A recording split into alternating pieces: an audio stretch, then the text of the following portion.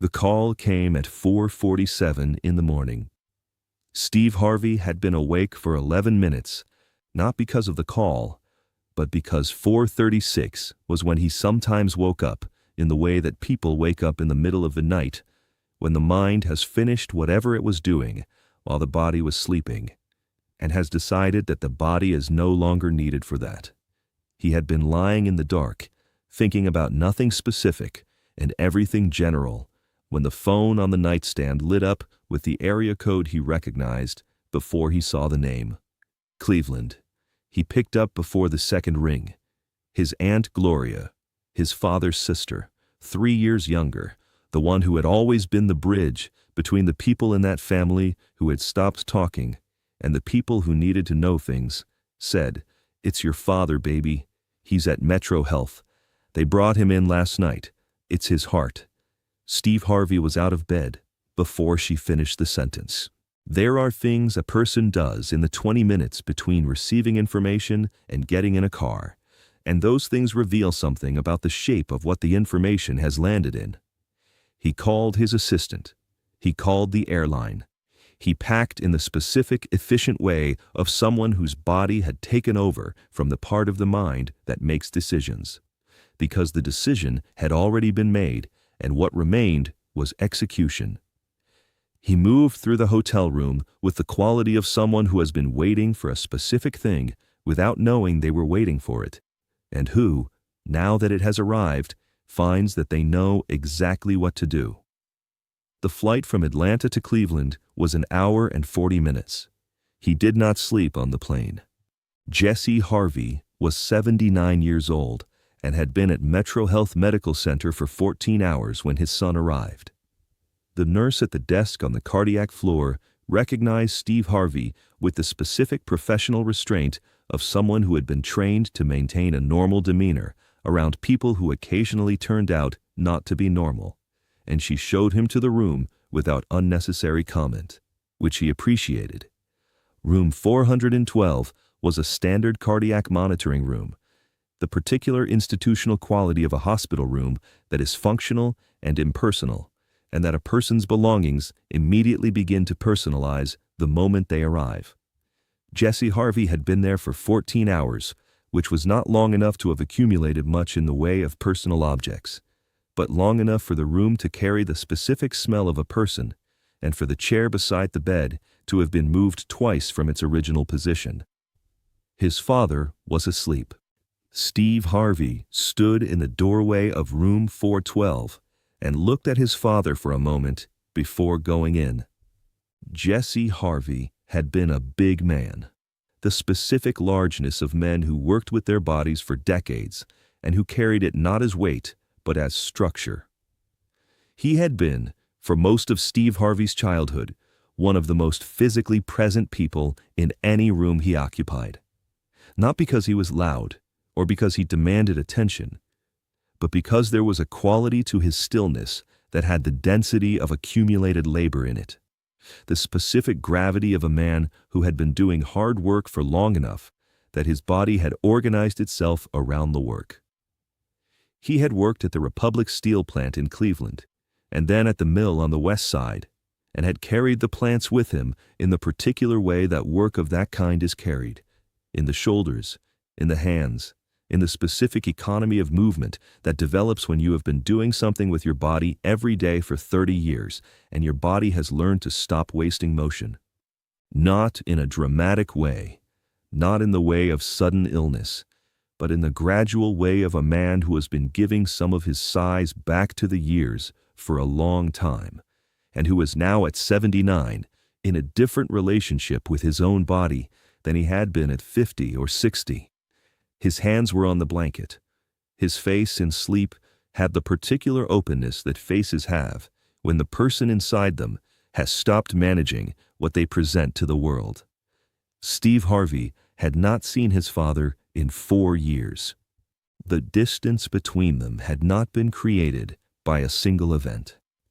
That was the thing about the kind of distance that accumulated between fathers and sons over decades.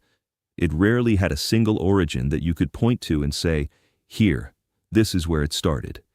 It was more like erosion, which was a slow and distributed process that happened everywhere at once over a long period of time, and that produced, eventually, a geography that neither party had quite intended.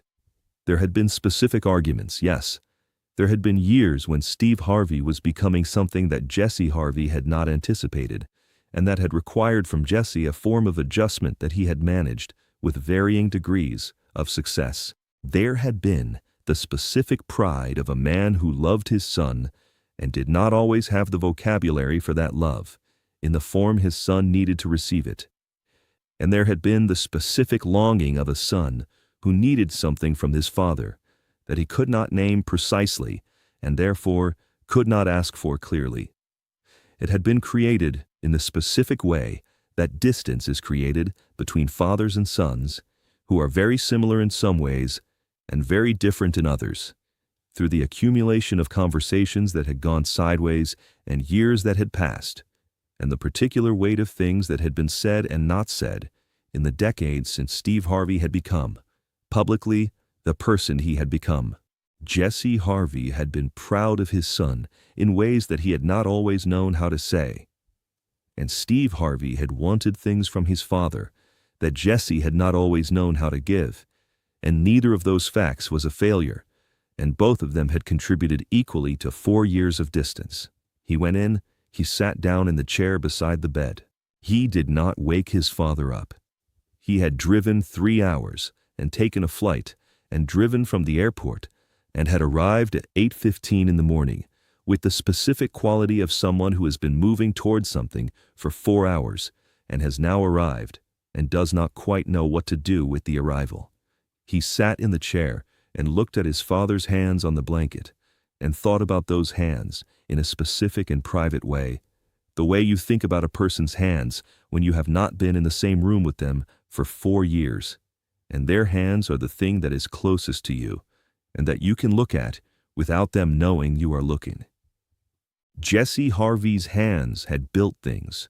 He had been a steel worker in Cleveland for most of his working life, which had given his hands the specific texture of decades of physical labor, not rough in an uncomfortable way, but in the way of something that has been used fully and honestly for a long time.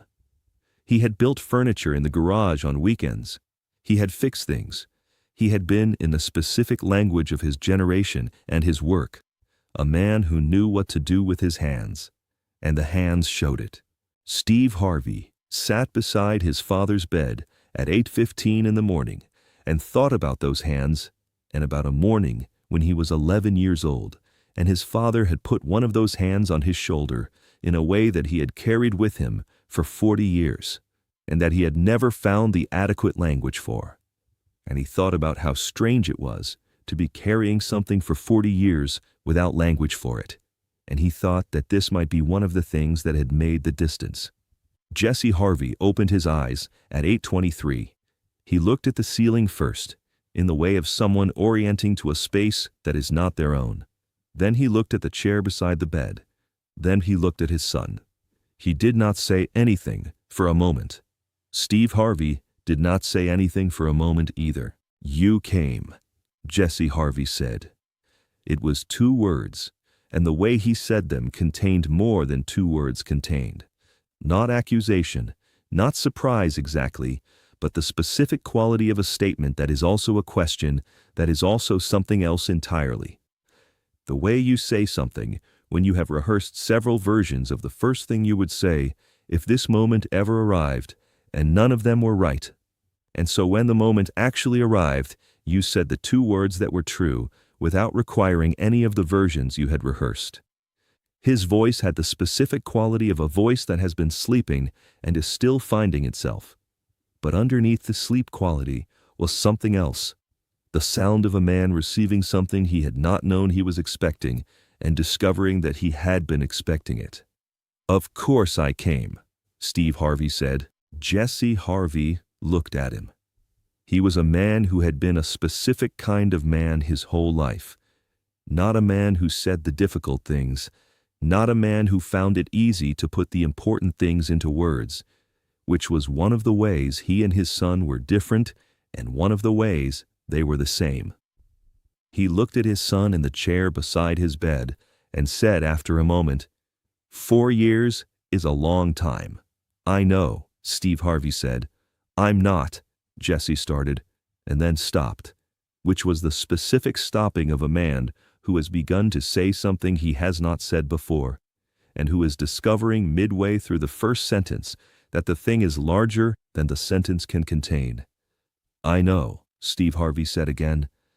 Jesse Harvey looked at his son's hands on the armrest of the chair. The hands that were not the hands of a steel worker or a furniture builder, but that had their own history in them, the history of a different kind of work. "You look like your mother," Jesse Harvey said. This was not what Steve Harvey had expected. He was quiet for a moment. "Everybody says that," he said. "I know," Jesse said. "I'm the one who used to say it first." The conversation that happened between 8:23 and 11:47 that morning was not a conversation that either of them would describe fully to anyone afterward. It moved the way those conversations move, not in a straight line from one topic to the next, but in the circling way of people who are approaching something large from multiple angles, because approaching it directly feels like more than the moment can hold. They talked about Jesse's health in the practical terms that Jesse preferred, because Jesse had always been a man who found practical terms easier than emotional ones, and who had transmitted this preference to his son in the specific way that fathers transmit things to sons, whether they intend to or not. They talked about Cleveland, which was Jesse's subject and which had been Steve's first subject before it became his former subject. They talked about people Steve had grown up knowing, the specific casualties and survivals of a neighborhood's 30 years. They talked about the fence along the back property line, which Jesse said needed fixing and which he had been meaning to get to. They talked about a lot of things that were not the 4 years. And in doing so, they talked about the 4 years. It was the kind of conversation that belongs to the people who had it, not because it was dramatic or revelatory in the ways that television drama has trained people to expect, but because it was private in the specific way of two people saying the things they had not said in 4 years, which are usually not the things you would guess from the outside. Jesse Harvey was in MetroHealth for 3 more days. Steve Harvey was there for all 3. He slept in the recliner in room 412 the first night, which the nursing staff accommodated with the particular flexibility that hospitals extend to family members who have clearly decided they are not leaving. He slept in a hotel for the following 2 nights and came back each morning before visiting hours officially began, which the same nursing staff accommodated in the same way. On the second day, Jesse Harvey asked his son to bring him something to eat from a specific diner on West 25th Street. A breakfast he described in precise detail, which suggested that he had been thinking about it for some time, and which Steve Harvey brought back in a paper bag at 7:30 in the morning, having driven to the diner at 6:45 when it opened. Jesse Harvey ate the breakfast in bed. He said it was not as good as he remembered. Steve Harvey said that was not possible, given how much trouble he had gone to. And Jesse Harvey laughed, a real laugh, the kind that arrives without being summoned, the kind that Steve Harvey had been hearing from his father his entire life, and that he had not heard in 4 years, and that landed in the specific way that things land when you have not heard them in 4 years. Jesse Harvey was discharged on the 4th day with instructions that he had clearly read and memorized, and that he produced from his jacket pocket, already folded, when Steve asked about the follow-up appointment. This was how Jesse Harvey had always operated, ahead of the question. Steve Harvey drove him home in a rented car, and Jesse Harvey sat in the passenger seat and looked out the window at Cleveland with the expression of a man who has been separated from a place he has lived in for most of his life and who is very glad to be back in it. Jesse Harvey was discharged on the 4th day. He stayed for 2 more days. He helped his father with the things that needed to be done in a house when a person has been in the hospital for 4 days, and has returned to find that the ordinary maintenance of a life has accumulated in their absence. He fixed a loose step on the back porch. He made dinner the second night with what was in the kitchen, which required some improvisation. Before he left for the airport, Jesse Harvey stood on the back porch and looked at the fixed step. He tested it with his foot. He nodded. "Good," he said. "It was loose," Steve said. "I know," Jesse said. "I was going to fix it." "I know," Steve said. This was in the complete form of what passed between them about the step, and about the 4 years, and about the distance, and about the hands on the blanket, and about the breakfast from West 25th Street. Enough. It was the specific sufficiency of two people who had found their way back to the same porch, and were standing on it together, and were not requiring it to be more than that. Jesse Harvey died 2 years later, in the spring, in the house on the street in Cleveland, where Steve Harvey had grown up, and where Jesse Harvey had lived for 41 years. He was found by his neighbor Earl, a man who had been checking on Jesse every other day for the past year, because he was that kind of neighbor, which was the kind that Jesse Harvey had always been himself, and which produced, in the community of neighbors on that street, a specific quality of mutual attention that the street had maintained through many decades. Earl had come by on a Tuesday and found Jesse in his chair with the television on, which was not a position that was alarming in itself, and which Earl recognized immediately as the specific piece of a man who had gone the way he had always said he wanted to go. He died in a way that Jesse Harvey would have approved of, at home, with his affairs in order, having recently fixed the fence along the back property line, which he had been meaning to do for 3 years.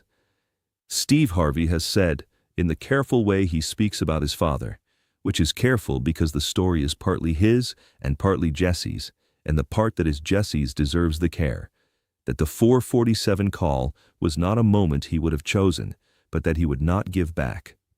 He has said that the 3 days in room 412 taught him something about the specific mathematics of reconciliation, that the math is simpler than it appears from a distance, and that the number it produces is almost always worth the cost of crossing the distance. He has said, "Go. When the call comes, go. The step is loose, and there is still time to fix it." The fence along the back property line was fixed the following spring. Steve Harvey hired someone to do it. Earl, the neighbor, also helped hold the posts. He said that Jesse's had always told him he was going to get to it. Steve Harvey said he knew. Earl said that was Jesse. Always had a list. Always knew what was on it. The house is still in the family today. The step on the back porch still holds. If this story found you today, please subscribe and share it with someone who has been waiting for the right moment to cross a distance that has been getting wider. Tell us in the comments about the 4:47 call in your life, or about the call you're still waiting to make. Ring that notification bell, because the next story might be the one that finally makes you pick up the phone.